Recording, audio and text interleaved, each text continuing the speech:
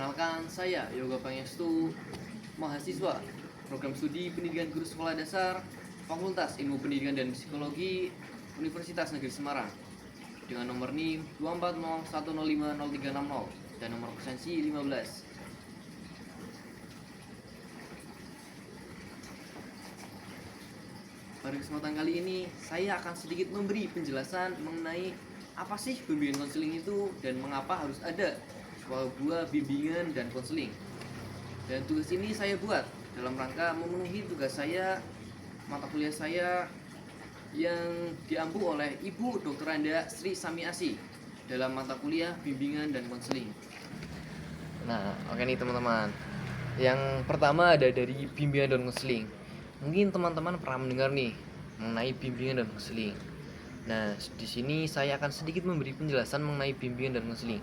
Bimbingan dan konseling itu sendiri diperlukan di sekolah dasar karena berperan penting dalam membantu peserta didik mengembangkan potensi diri secara lebih optimal lagi, seperti menyesuaikan diri dengan lingkungan serta mengatasi berbagai permasalahan pribadi, baik secara sosial maupun pembelajarannya. Dan kemudian untuk karir kedepannya juga. Dan di sini omong teman-teman, ternyata bimbingan dan konseling itu adalah dua yang berbeda, di mana bimbingan itu sendiri dan konseling juga sendiri. Pertama-tama saya akan memberikan penjelasan mengenai bimbingan. Di sini bimbingan merupakan proses pemberian bantuan yang bersifat preventif dan pengembangan.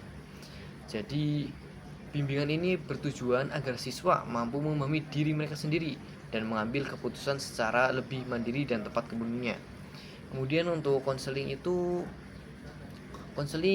berbeda nih teman-teman ternyata dari bimbingan, di mana konseling itu lebih ke bersifat kuratif dan terapeutik, di mana proses itu untuk lebih tatap muka secara 24 mata antara konselor dan siswa tersebut untuk membantu memecahkan masalah yang dihadapi secara lebih mendalam lagi.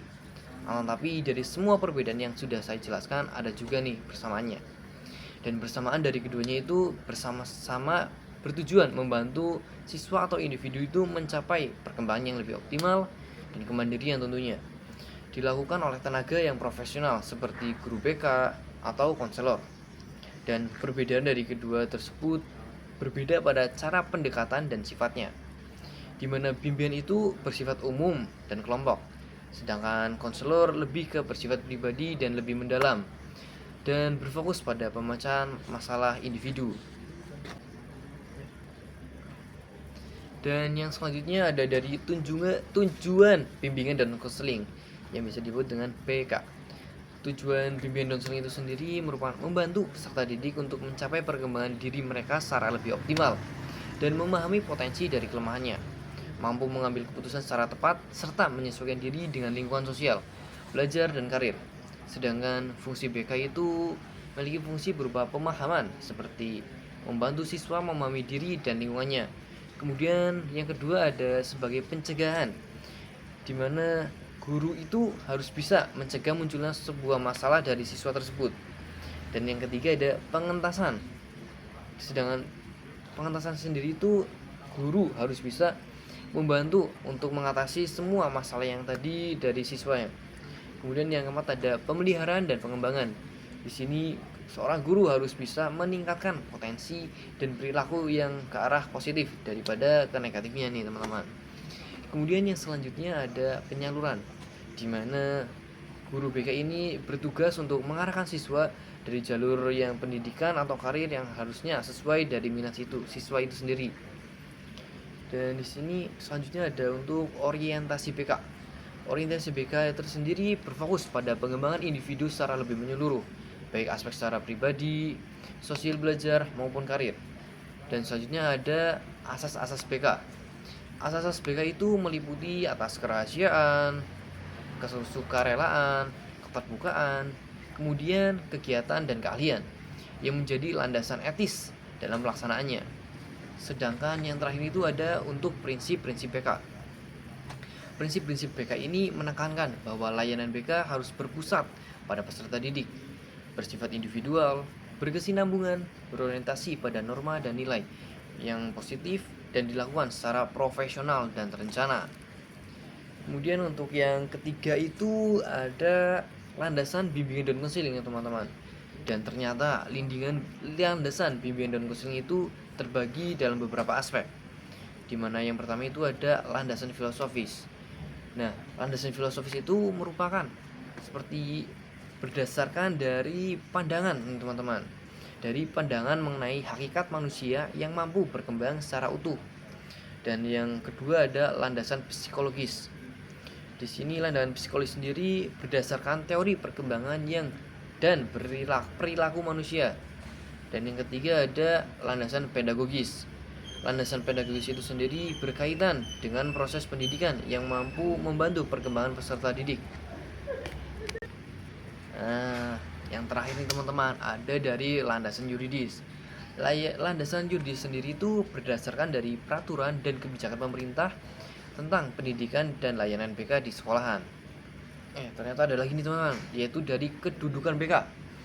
Nah, kedudukan BK itu berada sebagai bagian integrasi tentang pendidikan dan layanan BK. Kedudukan BK itu berada sebagai bagian integrasi dari sistem pendidikan, sejajar dan saling mendukung dengan kegiatan pembelajaran dan manajemen sekolah. Terakhir itu ada dari kedudukan BK nih teman-teman, berada sebagai bagian integrasi dari sistem pendidikan, sejajar dan saling mendukung dengan kegiatan pembelajaran dan manajemen sekolah. Dan peran utama itu untuk membantu peserta didik dalam pengembangan pribadi, sosial, belajar, dan karir. Kemudian ada 3 wilayah atau bidang penyelenggara dalam pendidikan formal. Di antaranya ada bidang akademik atau pengajaran, di mana itu berfokus pada kegiatan belajar dan mengajar.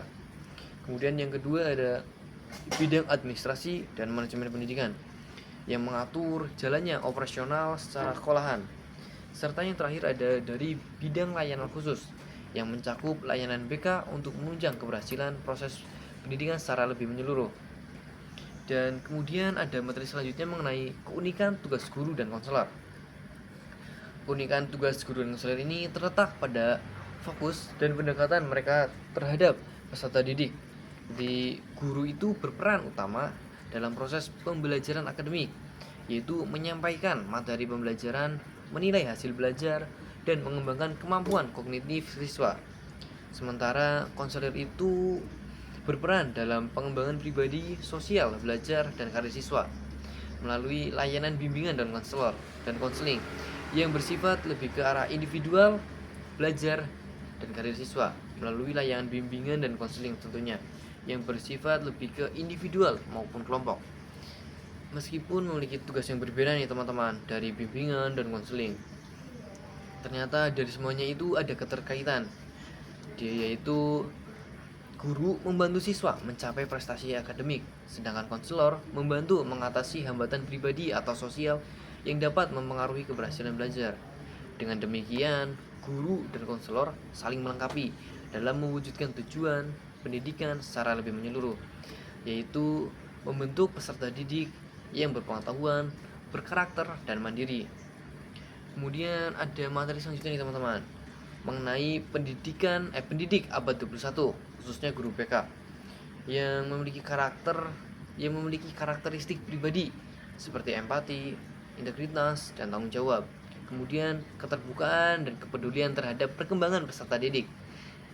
Mereka harus mampu memiliki pendengar yang baik, menjadi pendengar yang baik dan memberi pemasukan yang baik tentunya, dan harus berpikir secara lebih kritis serta menghargai perbedaan individu. Dari segi kompetensi profesional, guru BK harus menguasai teori dan teknik bimbingan konseling, memahami perkembangan peserta didik, memanfaatkan teknologi dan layanan BK, serta mampu bekerja sama secara kolaboratif dengan guru-guru yang lain seperti orang tua, kemudian layanan BK di luar jam sekolah tersebut, kemudian juga dari pihak sekolah tentunya.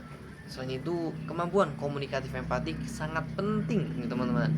Guru BK harus mampu memahami perasaan dan sudut pandang siswa, menunjukkan penerimanya tanpa menghakimi, serta berkomunikasi dengan hangat dan tulus tentunya. Hal ini membantu membangun kepercayaan, menciptakan hubungan konseling yang positif, dan mendukung keberhasilan layanan BK di sekolah. Kemudian, sebagai calon guru kelas sekolah dasar, penerapan prinsip dan fungsi bimbingan dan konseling BK sangat penting nih teman-teman dalam kegiatan pembelajaran, di mana fungsi BK seperti fungsi pemahaman dapat diterapkan dengan membantu siswa mengenali potensi, minat, dan kesulitannya dalam belajar. Nah, fungsi penjagaan dapat dilakukan dengan menciptakan lingkungan kelas yang positif dan disiplin, agar masalah belajar atau perilaku tidak muncul nih teman-teman.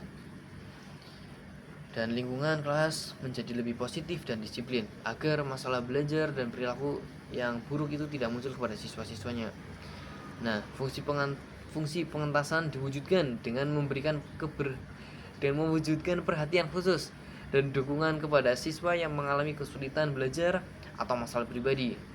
Kemudian orientasi BK ini yang berfokus pada perkembangan pribadi, sosial, belajar, dan karir dapat diterapkan melalui kegiatan pembelajaran yang menumbuhkan karakter, kerja keras, dan kemandirian siswa.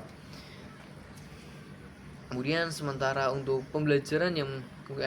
untuk sementara asas-asas BK itu seperti kerahasiaan, kesukarelaan, keterbukaan, dan kemandirian dapat diterapkan dalam interaksi sehari-hari di kelas dengan menghargai privasi siswa, mendorong kejujuran, dan menumbuhkan tanggung jawab sehingga tercipta suasana belajar yang nyaman, aman, dan mendukung perkembangan optimal peserta didik. Mungkin hanya sekian yang saya bisa paparkan dalam materi kali ini. Mohon maaf apabila ada salah kata yang baik disengaja maupun yang tidak disengaja. Akhir kata, wassalamualaikum warahmatullahi wabarakatuh. Saya Yoga Pangestu, Program Studi Pendidikan Guru Sekolah Dasar dengan nomor NIM 24010500360 dan nomor presensi 15. Terima kasih.